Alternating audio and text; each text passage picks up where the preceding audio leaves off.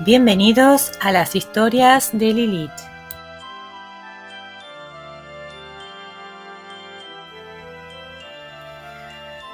Hola a todos, les doy la bienvenida a esta nueva serie que estoy comenzando el día de hoy.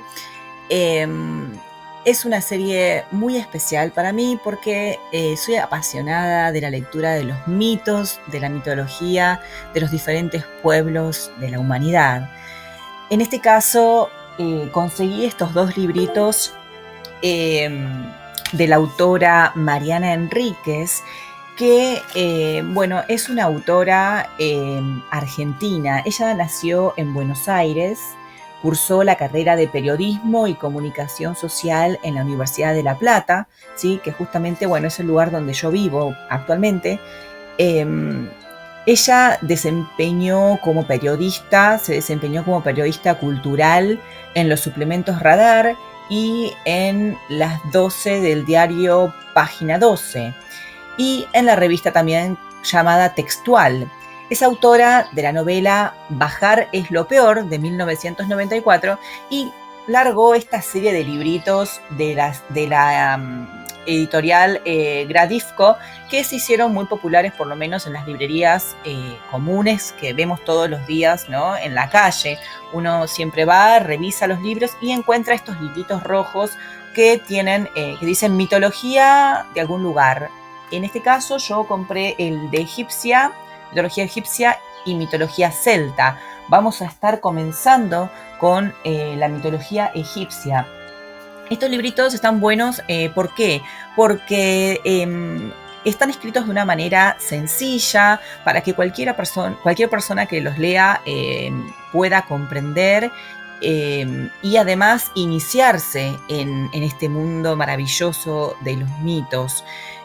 A partir de ahí creo que uno puede ampliar y buscar más información, por supuesto, pero si no conocen nada, creo que esto es ideal para comenzar, para conocer este mundo impresionante, donde se mezcla el cuento con la realidad, ¿verdad? Porque el mito es más que una ficción. El mito se cree real, ¿bien? Se cree real y trata de explicar o demostrar alguna situación de la vida, ¿no? Por ejemplo, los famosos mitos cosmológicos o cosmogónicos, no sé exactamente cómo se dice, pero son esos mitos que hablan del origen de todo, del universo, ¿no? Entonces estos primeros seres humanos pensaron que tal vez el mundo se había originado de determinadas maneras, ¿no? Y bueno, estas historias fascinantemente, increíblemente han perdurado gracias a los materiales en los que fueron escritos, muchos de ellos, y a la arqueología que se encargó, de encontrarlos y también de descifrar el significado, ¿no?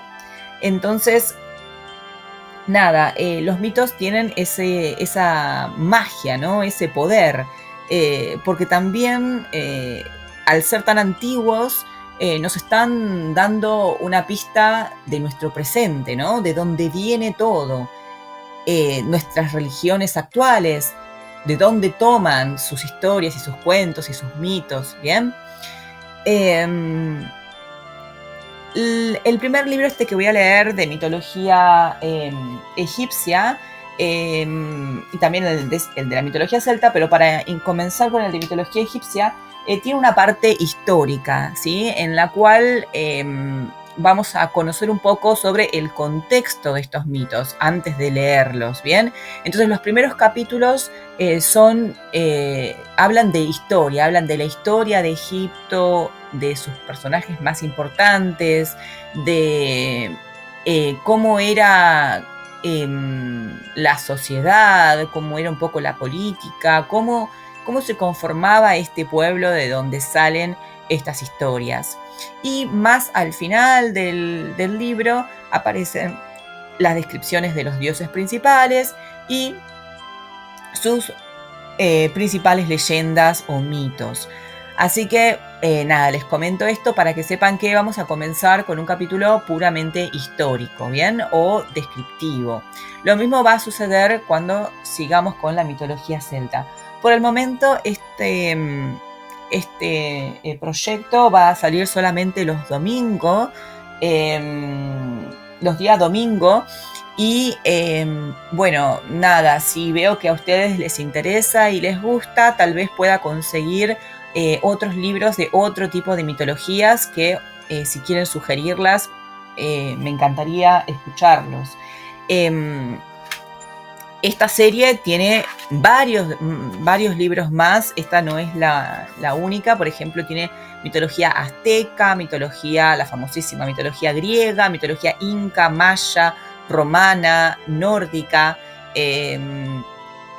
origen mitológico de los pueblos. Todo eso es de esta misma serie, pero también podemos leer de otros autores, por supuesto. Así que bueno, no quiero hacer más extensa esta introducción. Comencemos con el capítulo número 1 del libro de mitología egipcia y nada, espero que les guste.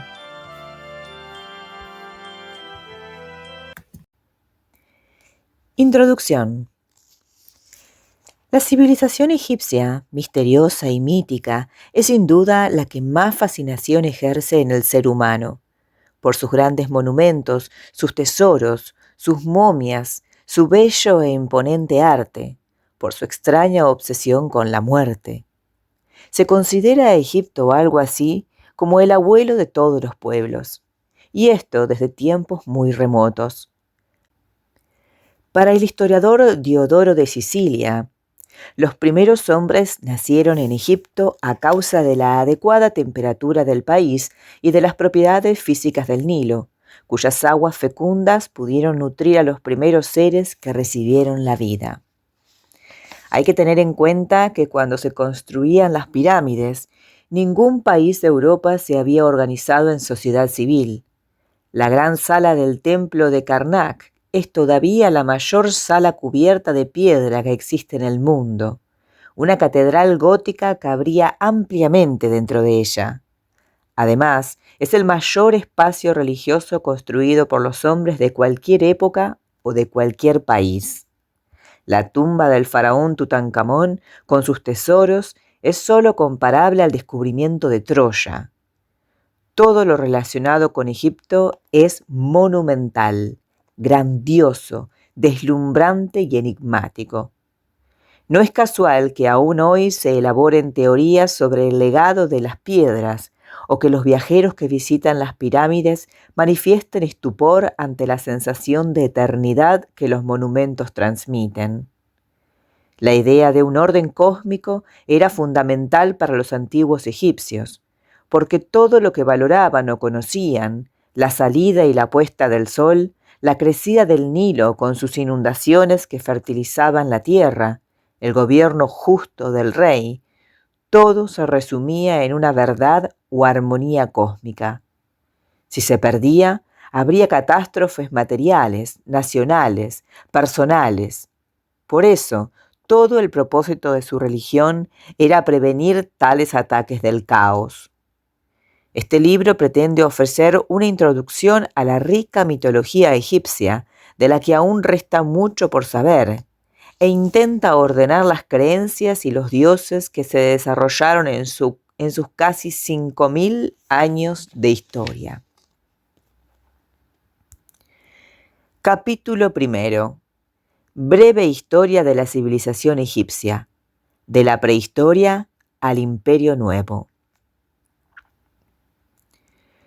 Puede decirse que Egipto fue descubierto por la expedición francesa dirigida por Napoleón Bonaparte en 1799, que al igual que Alejandro Magno, se hizo acompañar en la conquista por los más ilustres naturalistas, geógrafos e historiadores de su época.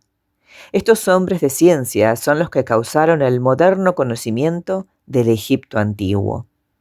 El descubrimiento que hizo un soldado de Napoleón en Rosetta de una piedra con una inscripción trilingüe, en griego, en escritura demótica y en jeroglíficos, permitió que el especialista en lenguas Jean-François Champollion los descifrase, y desde entonces precipitó los descubrimientos arqueológicos y la interpretación de la escritura egipcia. El Egipto antiguo era un inmenso oasis que se extendía a lo largo del Nilo en una longitud de 2000 kilómetros. La estrechez de esta franja de tierra fértil era de 30.000 kilómetros cuadrados. Heródoto escribía: Egipto es un regalo del Nilo, y todavía sigue siendo la mejor definición para este verdadero oasis. Los antiguos egipcios dieron a su país el nombre de Kemi, tierra negra, a causa del limo que se deposita por la inundación anual del río, y para diferenciarlo del desierto circundante, al que llamaron Kaset, tierra roja. Los griegos, desde Homero, fueron quienes denominaron a los pobladores Aegyptos, del que deriva su nombre actual. Hasta principios del siglo XX, los monumentos más antiguos que se conocían de Egipto eran las pirámides, contemporáneos a la cuarta dinastía. Por entonces, el pueblo egipcio ya tenía un tipo monumental perfecto, cierto estilo arquitectónico y un arte nacional. Los arqueólogos estaban convencidos de que en Egipto no había existido nada previo a las pirámides. No sabían sobre la edad de piedra, anterior a estos monumentos funerarios. Pero pronto se demostró con la aparición de sílex tallado, empleado en los ritos funerarios o religiosos, la existencia de una época en que la piedra había sido el material único. El Egipto prehistórico nos habla de las edades humanas más remotas. El país del Nilo está destinado a ser el punto de unión entre la prehistoria y los tiempos históricos, y demuestra que antes del tiempo de las pirámides, el hombre del Mediterráneo estaba preparado para alcanzar una civilización superior. Egipto se dividía y se divide en dos regiones, Bajo y Alto Egipto. El Bajo Egipto está formado por el delta del Nilo, con numerosos brazos en forma de triángulo hasta su desembocadura, y el Alto Egipto está formado por la larga y estrecha franja de tierra entre los dos desiertos. Los reinos más primitivos, 4.000, 3.100 años antes de Cristo, debieron de ser los dominios de los reyes Caña, cuyo tótem era la serpiente cobra, y de los reyes Abeja, cuyo tótem era el buitre. Además, existían los pueblos del león, del toro, del chacal, etc. Los primeros habitantes del Nilo vivían desnudos, tatuados y pintados, como la mayoría de los pueblos neolíticos europeos. Estos hábitos se conservaron en las clases bajas durante mucho tiempo, como la costumbre de maquillarse las cejas y los párpados con el cool perfumado. Egipto se dividía en reparticiones administrativas que luego los griegos llamarían nomos. Eran aproximadamente 42. Cada uno de ellos tenía un gobernador que regía la comarca y una divinidad que lo representaba y lo protegía. Los nomos son el recuerdo de los pequeños clanes independientes primitivos. Poco a poco se fueron absorbiendo en dos grandes principados, los del Alto y los del Bajo Egipto, representados respectivamente por la alta tiara o corona blanca de los antiguos reyes Caña y por la corona roja de los antiguos reyes Abeja. Un primer faraón llamado Menes reunió ambos gobiernos hacia el 3200 a.C. y se coronó con la doble corona, inaugurando la primera dinastía. Menes era prototipo de monarca faraónico, legislador y soldado. Además, era un gran constructor, ya que edificó el legendario Templo Nacional de Ptah en Memphis. Más que el fundador de la monarquía egipcia, se lo considera el artífice de la unidad nacional de Egipto. Antes que él, reinaron 10 monarcas durante un período de 350 años. Menes y sus descendientes ocuparon un lugar casi mitológico. Diodoro de Sicilia escribió: Menes introdujo el gusto por las cosas bellas en los objetos de uso diario. Tanto la tumba llamada de Menes como la de los otros faraones de las dos primeras dinastías, hacia el 3100-2700, eran subterráneas. Esto corresponde a los adoradores de Osiris, el dios popular y predilecto en los comienzos del Egipto faraónico. Osiris reina en un limbo pálido gris debajo del suelo, en el oeste, hacia el poniente. Pero con la tercera dinastía ocurrió un gran cambio en Egipto, que se refleja en el sepulcro. Por este motivo, los historiadores ubican aquí el inicio del primero de los grandes períodos del Egipto faraónico, el Imperio Antiguo. Debió de ser una reforma religiosa que no trascendió al pueblo, siempre devoto de Osiris, pero que se impuso entre los magistrados y funcionarios y sobre todo entre los miembros de la familia real. Sin repudiar a Osiris, estas clases se entregaron con fervor único a otro concepto religioso o sistema filosófico, el de Ra, dios del sol. Hacia el 3000 a.C., el faraón Sócer de la tercera dinastía se interesó por el concepto de Ra y lo impuso a los miembros de su familia y la corte. Desde entonces, el sepulcro ya no fue un ámbito subterráneo, sino una construcción al aire libre. Los faraones fueron enterrados en pirámides, porque las paredes en pendiente eran el símbolo del mundo, dominado por la cúspide donde estaba Ra. Las paredes de las pirámides se construían con una pendiente de 51 grados, lo más próximo para que se deslizara el alma en su viaje a lo alto para unirse con Ra, y desde allí se pudiese contemplar el suelo iluminado por sus rayos. Por eso, las pirámides tienen esa forma. A partir de Sócer hubo dos monumentos funerarios en Egipto: las tumbas comunes para los altos funcionarios, llamadas mastabas, y las tumbas reales, las pirámides. Los egipcios poseían un refinamiento en los gustos, en su fina alfarería de oro, de turquesa y de amatista, en sus ligeros trajes de blanquísimo lino, en sus lechos elegantes. Todos los habitantes de esta época eran enterrados en la capital, Menfis, ciudad emplazada donde se unen el delta y el valle, al sur del Cairo, y consagrada al dios Ptah. Menfis fue capital y centro administrativo desde el Imperio Antiguo hasta el Imperio Nuevo, en 1555 a.C., cuando el poder político se trasladó a Tebas. La gente pobre era enterrada en la arena con sus momias superpuestas, los grandes ciudadanos en las mastabas y los faraones en sus tumbas colosales. Cuando la corte se trasladó a Tebas, aún se construyeron algunas pirámides, pero pronto se adoptó el sistema de excavar las tumbas en las rocas. En lo que respecta a la arquitectura civil, las casas particulares estaban hechas con maderas y con caña y poseían esteras de colores. No se sabe qué acontecimientos políticos hundieron el Imperio Antiguo, pero al terminar la sexta dinastía desapareció el poder central de los faraones de Menfis y se entró en un período anárquico que duró 150 años, conocido como primer período intermedio.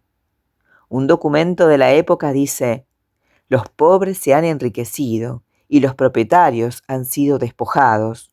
Los criados se han vuelto insolentes. Cada ciudad acuerda suprimir toda autoridad. Los ladrones están por todas partes. Puertas, columnas y muros son presas del fuego.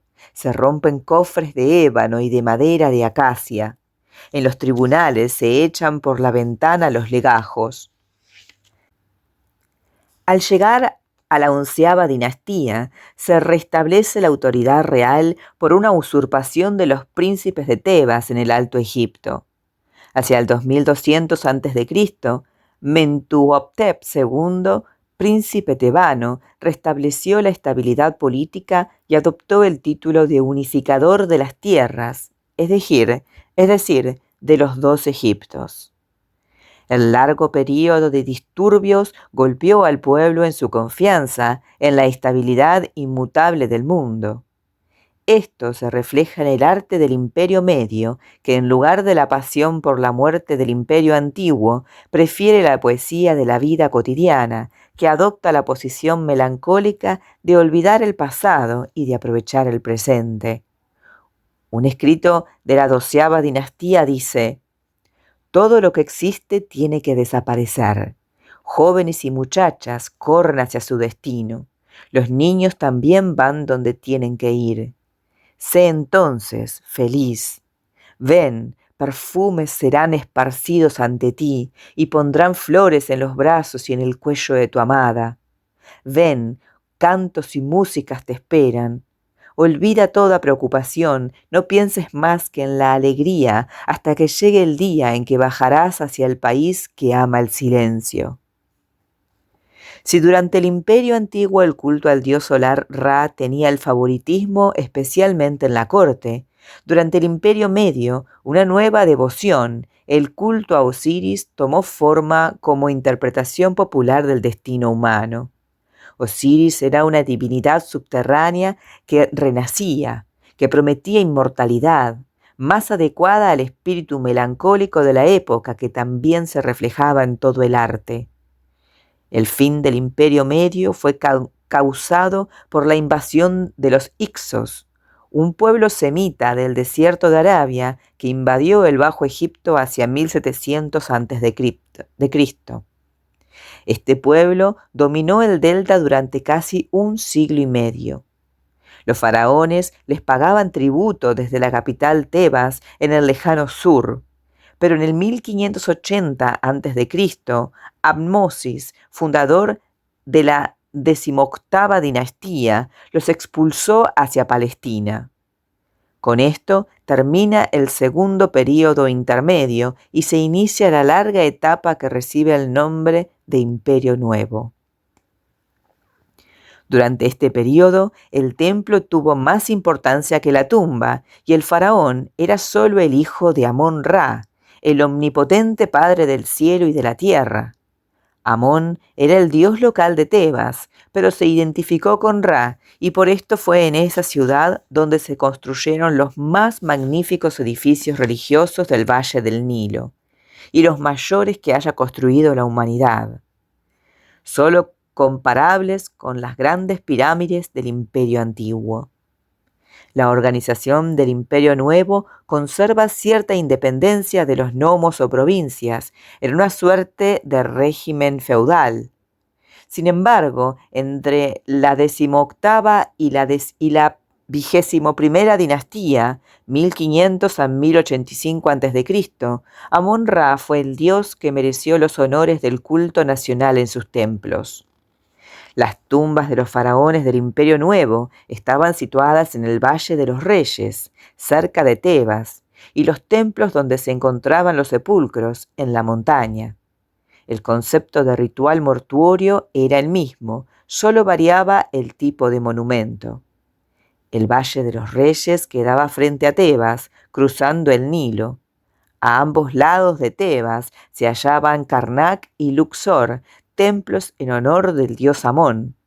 Estaban unidos por una avenida monumental y eran los centros de la actividad religiosa y política del imperio tebano.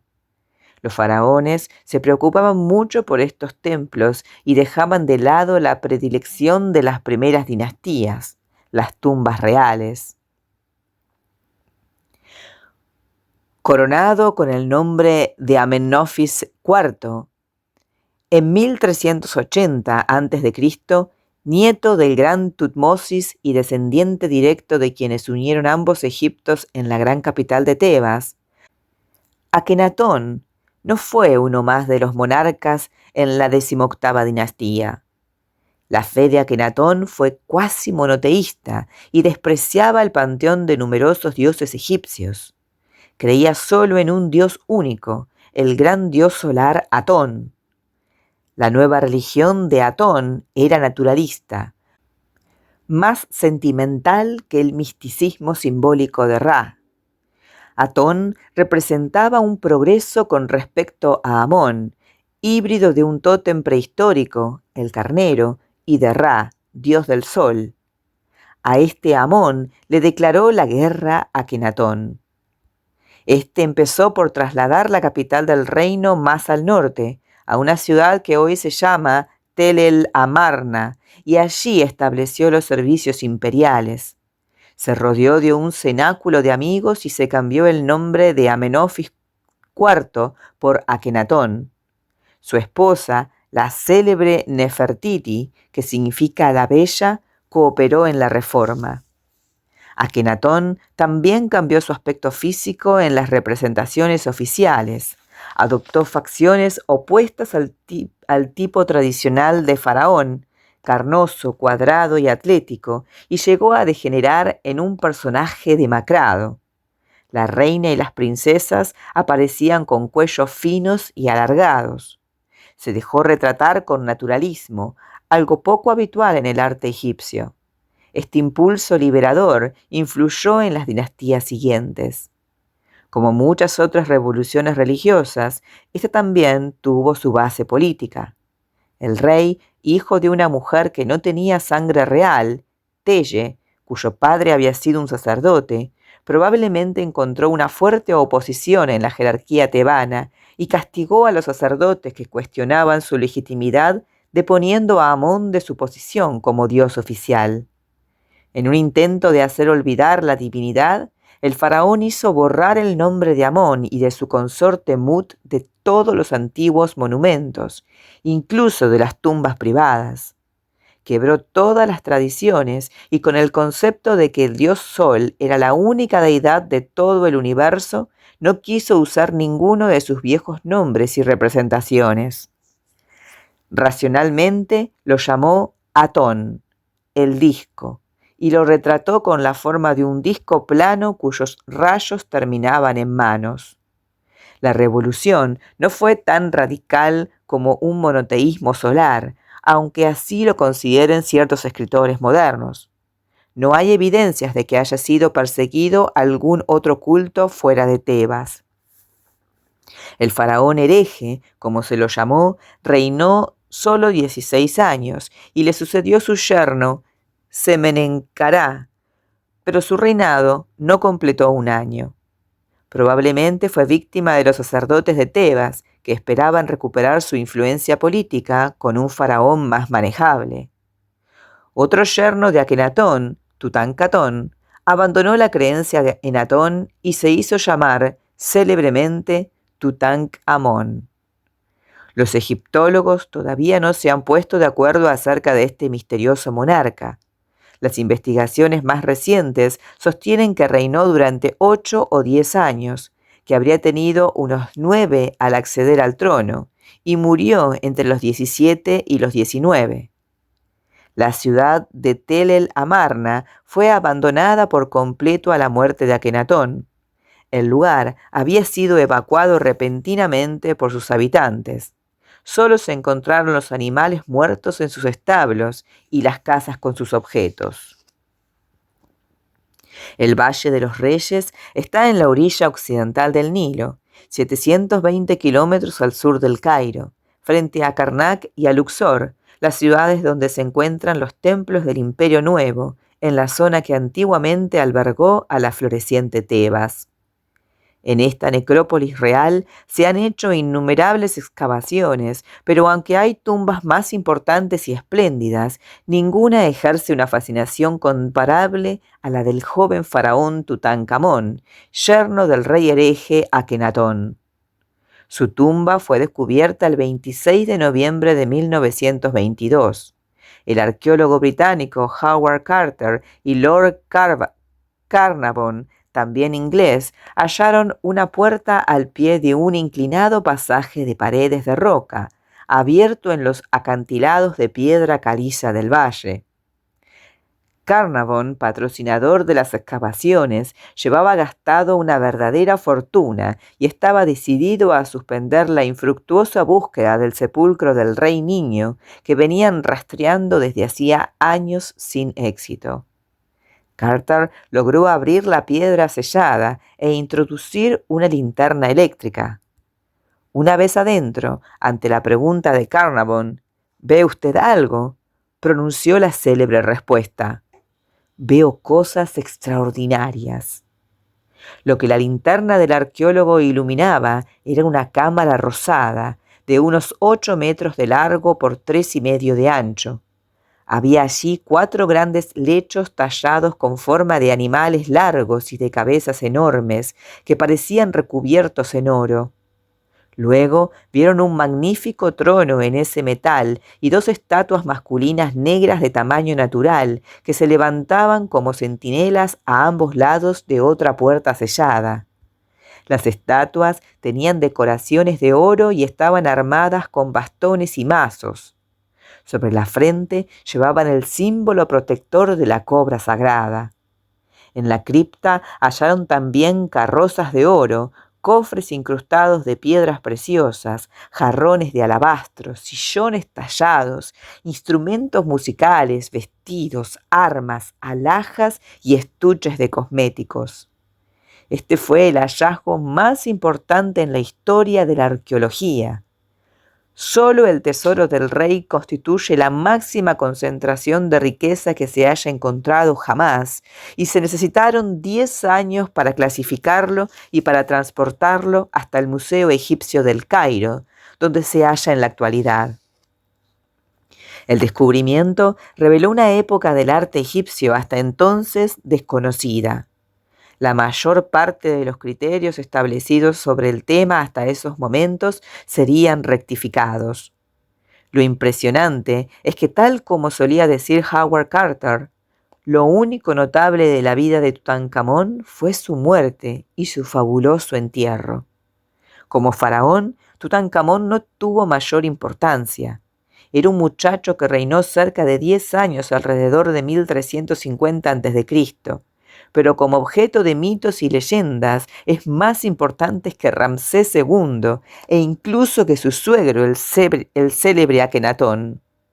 Al suceder a su suegro, Tutankamón restableció al dios Amón y se sometió a sus sacerdotes e intentó restaurar la paz religiosa y social en Egipto.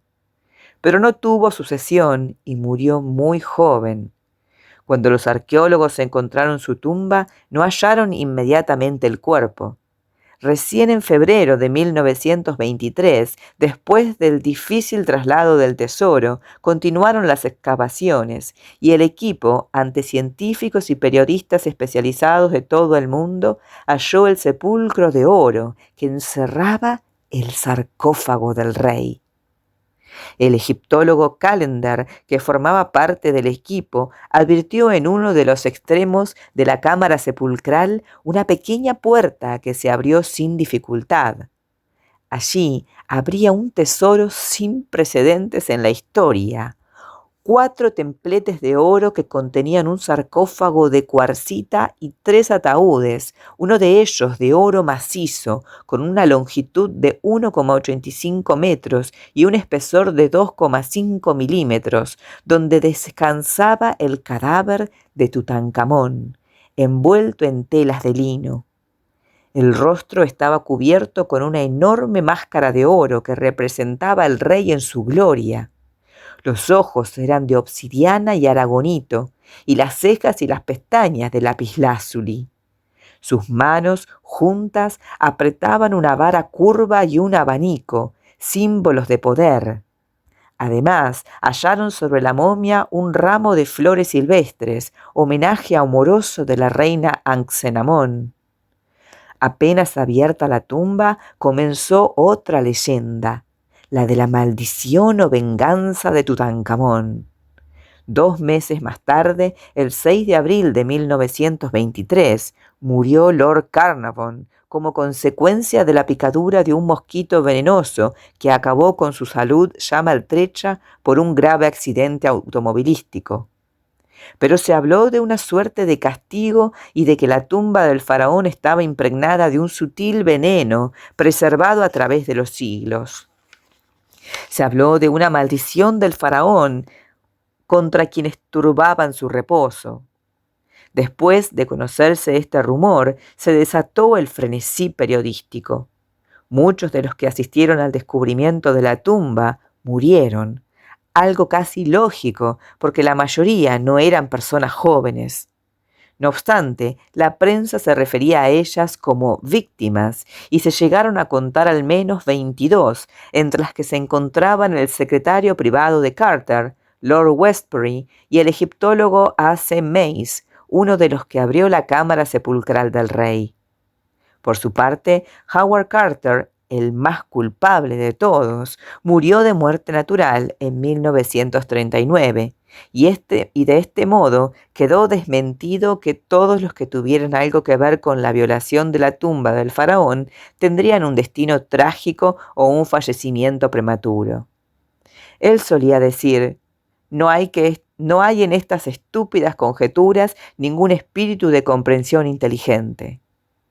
Hoy en día, el tesoro de Tutankamón sigue siendo estudiado y el interés público es igual de importante, pero la célebre maldición ha quedado en el olvido.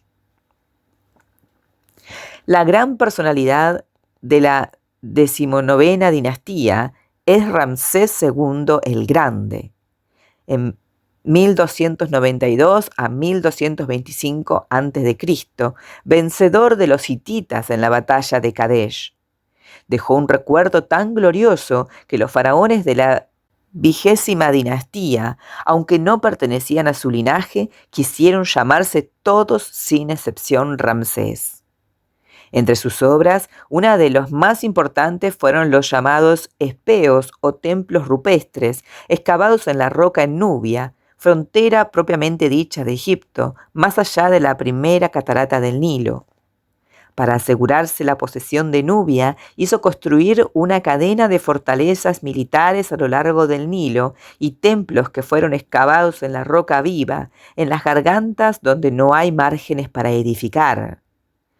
Pero tras su reinado, el país entró en una espiral decadente. A fines del siglo XIII a.C., el sucesor de Ramsés II, Merneptah, se enfrentó con una gran invasión de pueblos extranjeros, llamados pueblos del mar, a quienes consiguió rechazar. Los historiadores sitúan durante este reinado el éxodo del pueblo judío de Egipto, camino a la tierra prometida, liderado por Moisés. La dinastía 20ª intentó contener la caída del país, sobre todo el faraón Ramsés III, que logró detener varias invasiones. Sus 8 sucesores se llamaron Ramésidas, porque todos llevaban el nombre de Ramsés. Después de Ramsés XI, el Alto y el Bajo Egipto volvieron a dividirse y se perdió totalmente el control de Siria. Recién el faraón Sheshonq de la 22ª dinastía restableció cierta apariencia de poderío saqueando Jerusalén. Pero en la 25ª dinastía, los asirios penetraron en el valle del Nilo y sometieron el territorio en el siglo VII a.C. Psamético, nombrado gobernador de Egipto por el monarca asirio Asurbanipal, se independizó y estableció su capital en la ciudad de Sais del Delta, inaugurando la 26ª dinastía o dinastía saíta, cuyos soberanos intentaron recuperar Siria y mantener buenas relaciones con los griegos. El faraón Necao proyectó unir el Nilo con el Mar Rojo por medio de un canal, precedente remoto del actual canal de Suez. El último rey saíta fue Psamético III, que fue vencido en Pelusium 525 a.C. por el soberano persa Cambises. Esta batalla puso fin a la independencia de Egipto. El faraón estaba en la cúspide de la sociedad. Se lo consideraba hijo de los dioses y a él mismo un dios. Era suprema autoridad en los 3 órdenes fundamentales: civil, militar y político. Su voluntad era la ley. Sin embargo, después del monarca, todos los estamentos sociales eran al menos teóricamente iguales, con lo cual los más altos cargos eran accesibles para cualquier ciudadano. La realeza se apoyaba en una burocracia organizada formada por sus familiares, amigos y deudos. La economía egipcia era dirigida en tanto todos los bienes pertenecían al Estado, que reglamentaba la producción y el consumo. Todos los cargos desempeñados eran en servicio del Estado y con ello el individuo quedaba anulado en beneficio del interés de la comunidad. Pero a lo largo de los 3 milenios de historia de Egipto existieron otros poderes que llegaron a anular la autoridad teórica del faraón. Entre ellos, la fuerza de los sacerdotes egipcios que muchas veces convirtieron al país en una teocracia. Además de su autoridad moral, el clero era propietario de inmensas riquezas en tierras y en ciudades enteras, cuyas fabulosas rentas sostenían el culto. Tan poderosos eran que, por ejemplo, cuando el faraón Amenofis IV intentó escapar de su influencia, su proyecto acabó en el más rotundo fracaso. La nobleza territorial también tenía una extraordinaria importancia. Al final del Imperio Antiguo, le impuso al país un verdadero feudalismo y trató de disminuir la autoridad del rey en su provecho. El ejército se convirtió en pieza fundamental del poder real a partir de las conquistas del Imperio Medio. Las tropas estaban constituidas fundamentalmente por mercenarios, porque no era el pueblo armado quien se encargaba de la defensa del territorio, sino los soldados a sueldo.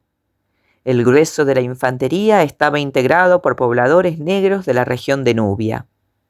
Debajo de estas clases superiores estaba la masa del pueblo dedicada a los trabajos agrícolas o a la pequeña industria artesanal, fabricación de tejidos, cerámica, desde la burguesía acomodada hasta los obreros.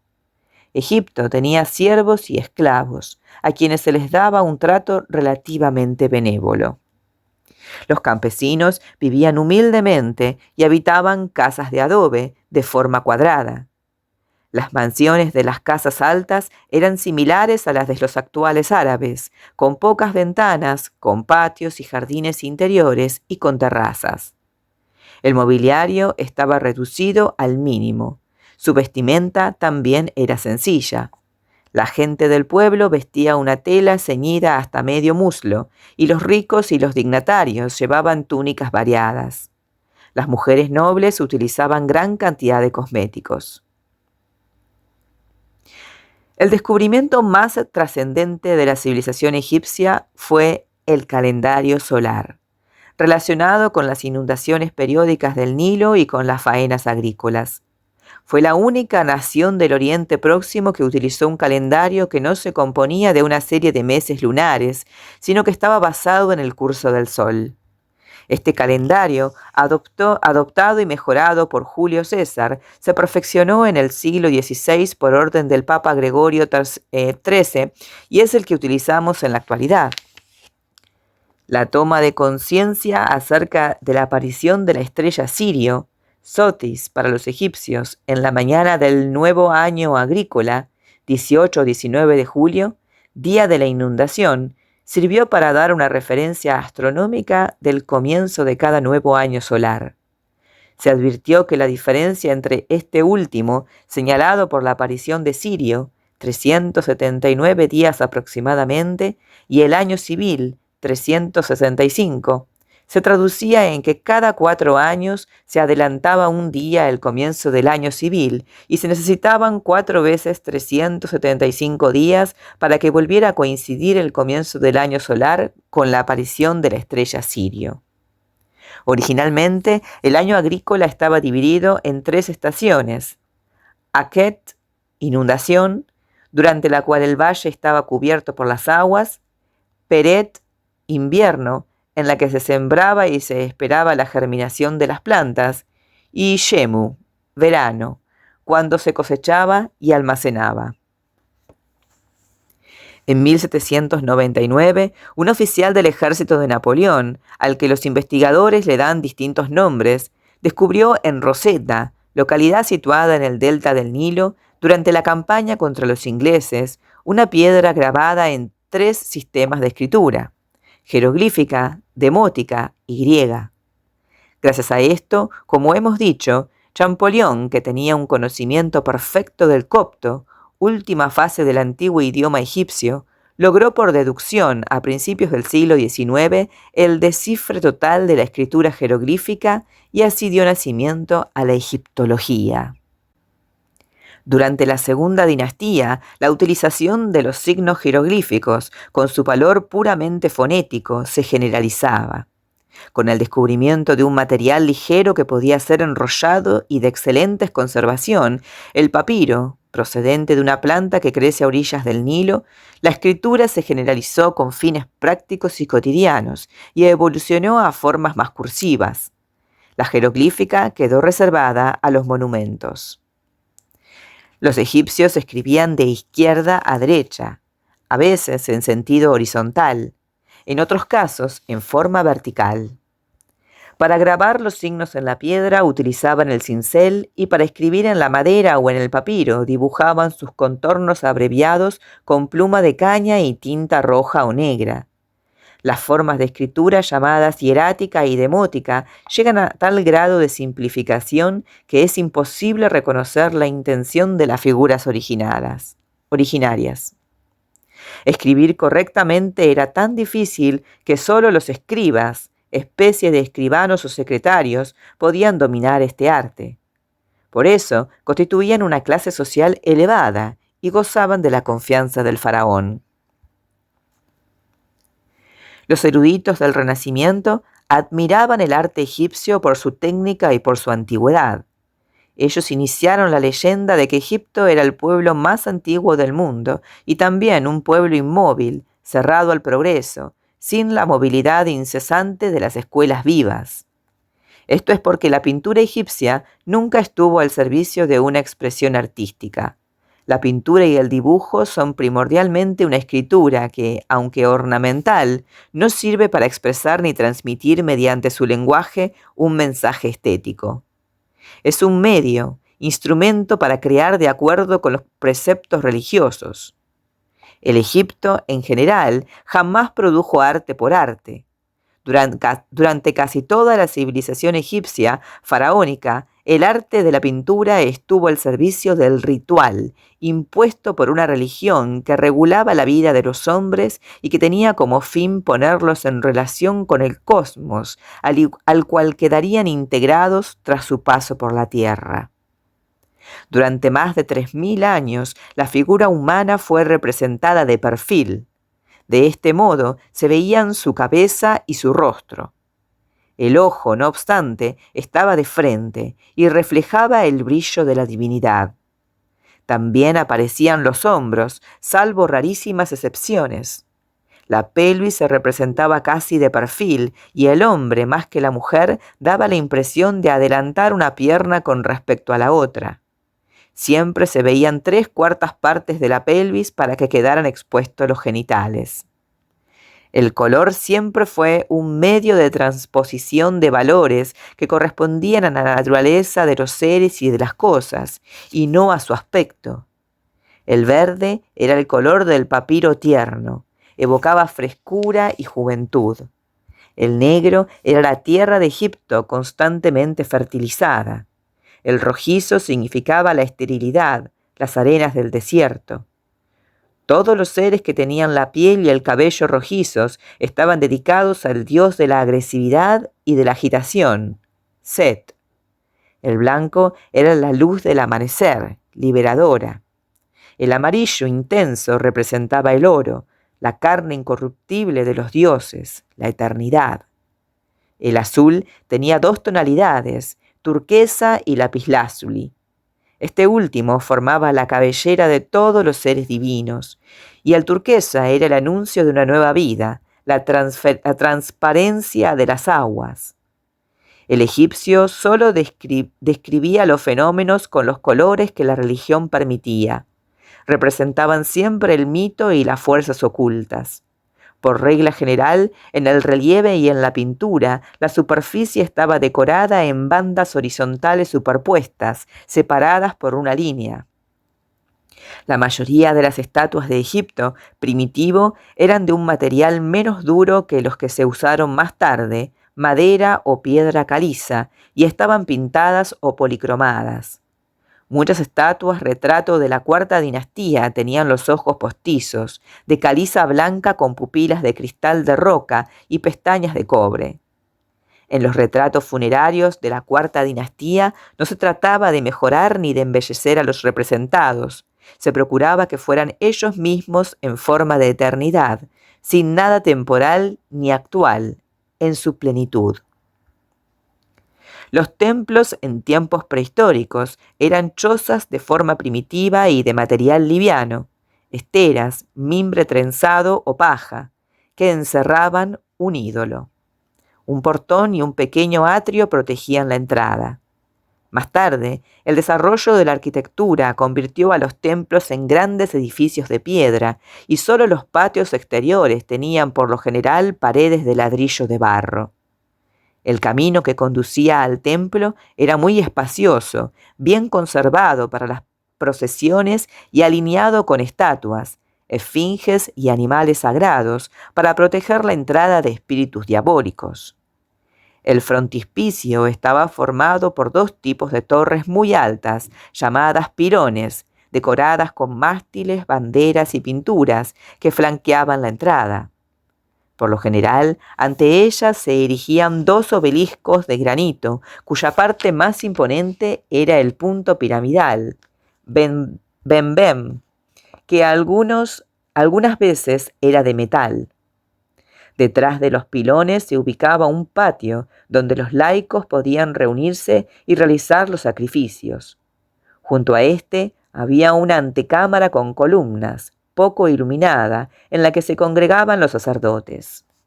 El lugar más sagrado de todos era la cámara oscura, Aditum, accesible solo a la jerarquía religiosa. Allí vivía el principal ídolo o animal sagrado, con frecuencia dentro de un santuario que, de ser posible, estaba cortado de una sola piedra. El pueblo no podía acceder a este lugar. Rodeando el aditum había pequeños rectángulos donde se guardaban algunos de los utensilios y libros ceremoniales. Cuando varios dioses eran adorados en un templo, cada divinidad podía tener un aditum especial. Los templos más grandes tenían cocinas para las comidas y para las ofrendas festivas, laboratorios para la preparación de perfumes y de pasteles sagrados, y alrededor de todo esto estaban las casas de los sacerdotes, que incluso llegaban a formar grandes ciudades sagradas. La decoración de los templos era muy uniforme. Los cielorrasos estaban siempre pintados de azul para representar el cielo. El suelo era verde o azul, como los prados o como el Nilo, de modo que cada templo era un microcosmos, una representación del mundo. Las paredes exteriores representaban las proezas del constructor real, el faraón, preferentemente sus guerras. Las paredes internas exponían el culto a los dioses para los sacerdotes. Los sacerdotes estaban divididos en varias clases. Algunos oficiaban regularmente. En cambio, otros tenían empleo secular e iban al templo solo de vez en cuando. Se los llamaba sacerdotes por horas. Muchos nobles tenían un sacerdocio puramente nominal. La posición del rey como sumo sacerdote de la nación era debida a su divinidad. Era quien intercedía ante los dioses y desde tiempos inmemoriales un sacrificio ofrecido por el rey era deseable para los difuntos, ya que complacía a las deidades y aseguraba la vida eterna. Con el tiempo, este sumo sacerdocio del faraón se convirtió en una formalidad y en el Imperio Nuevo comenzaron a surgir importantes conflictos entre el sacerdocio y el faraón. Las sacerdotisas se permitían solo para las divinidades femeninas y su rango era inferior al de los sacerdotes.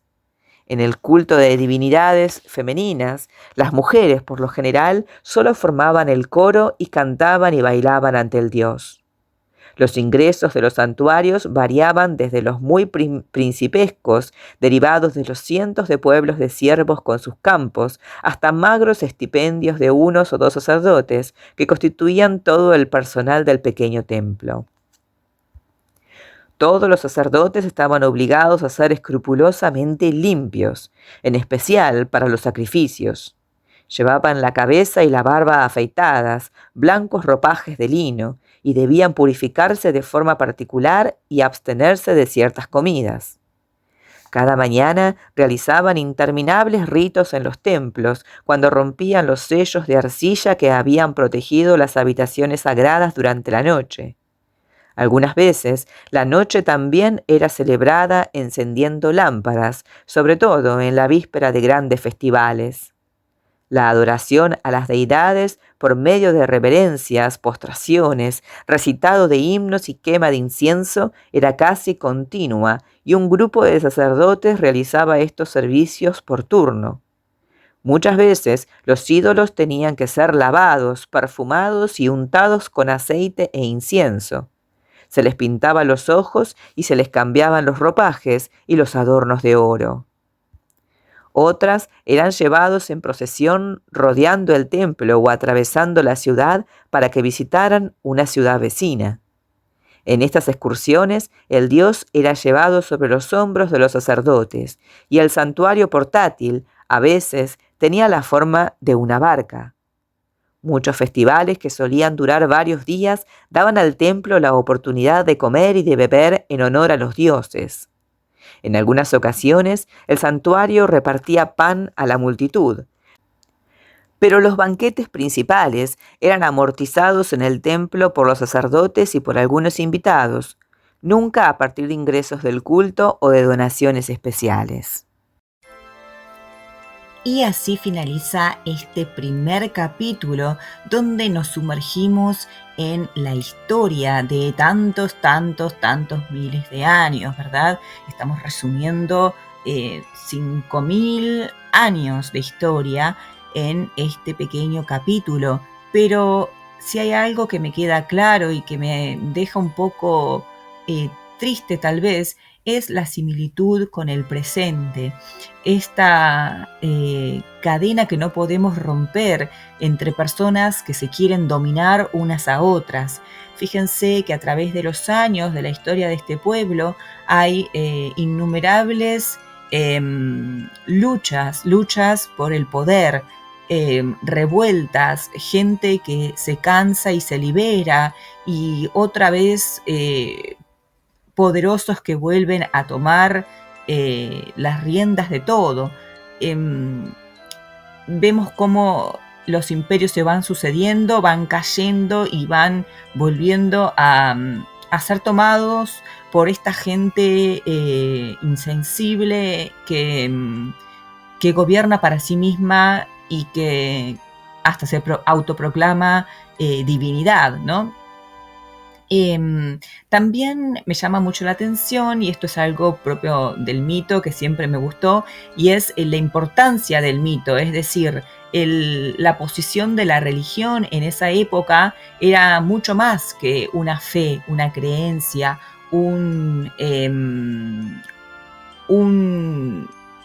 algo particular, digamos, ¿no?, de cada ser humano. Era más bien algo mezclado con la vida misma, la vida social, con la vida política, ¿no?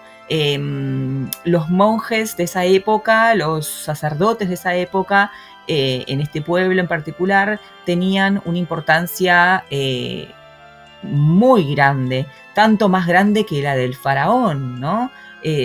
Lo asocio bastante con los senadores romanos, que de alguna manera hacían lo que querían, imponían sus ideas a través de las creencias, ¿no? Hacerle creer al pueblo que existen estos dioses, hacerle creer al pueblo que el faraón es la divinidad encarnada, y con esto justificar su poder y su dominancia hacia todos. Entonces es realmente impactante, maravilloso en algún punto, porque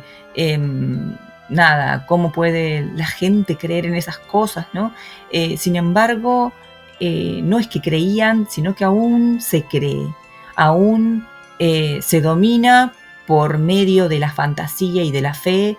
Y bueno, creo que es un poco increíble que el ser humano tenga esas dos facetas, ¿no? La faceta inteligente, la que razona y la que puede ver más allá de la realidad, y la faceta esta ignorante y fantástica, ¿no? Que hay que admitir es mucho más interesante tal vez que la real a veces, ¿no? O no sé si más interesante, pero divertida, teatresca, o teatral será la palabra mejor dicho, ¿no? Hace la vida como tal vez divertida, podría decir, ¿no? Imaginar que existen estos dioses, que tienen poderes, que gobiernan nuestros destinos. Es llamativo, de hecho ha creado innumerables historias, películas, arte, ¿no? Nada, no se puede negar que es súper atrayente esas historias y creer en ellas y pensar que puedan ser reales, ¿no? Pero bueno, desde un plano histórico y real, estas historias le dan una forma, ¿sí? Le dan una estructura a la vida de las personas. Y bueno, nada, eso es lo que pienso acerca de este capítulo. Obvio que es un capítulo súper rico, que tiene muchísimo, cuenta un montón de cosas y no puedo comentarlas todas porque el video sería eterno. Pero bueno, quedan ustedes destacar en los comentarios qué parte les quedó grabada más, qué les gustó, qué les llamó la atención, qué es lo que sabían de esta mitología, de este pueblo, mejor dicho, o qué es lo que no. Y nada, si les gusta este capítulo, no se pierdan el siguiente. Saldrá entonces el próximo domingo. Les agradezco muchísimo que me hayan acompañado y nada, los voy a estar esperando la próxima. Suscríbanse, dejen like y nos vemos. Adiós.